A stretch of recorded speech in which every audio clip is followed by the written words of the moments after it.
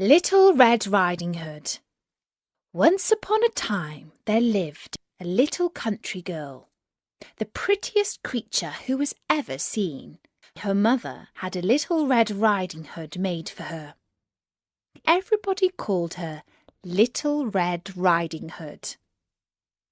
One day her mother said to her, "Go, my dear, and see how your grandmother is doing, for I hear she has been very ill."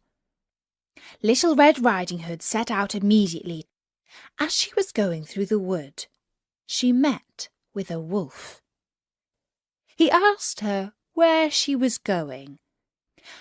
"I'm going to see my grandmother." "Does she live far off?" said the wolf. "It is beyond that mill you see there." It was not long before the wolf arrived at the old woman's house. He knocked at the door. Tap, tap, tap. "Who's there?" "Your grandchild, Little Red Riding Hood," replied the wolf, faking her voice.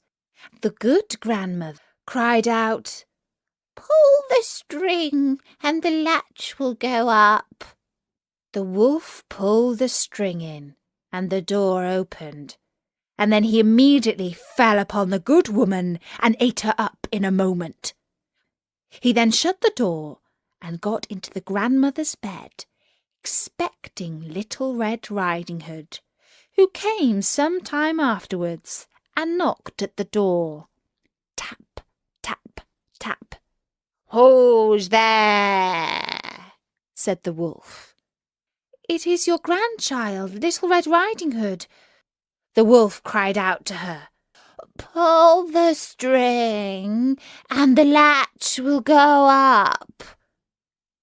Little Red Riding Hood pulled the string and the door opened. "Grandmother, what big arms you've got!" "All the better to hug you with, my dear." "Grandmother, what big ears you have!" "All the better to hear you with, my child." "Grandmother, what big eyes you've got!" "All the better to see you with, my child." "And grandmother, what big teeth you've got!" "All the better to eat you up with." Fortunately, a hunter was passing nearby the hut. He heard the wolf and recognized him right away. He ran over to the window.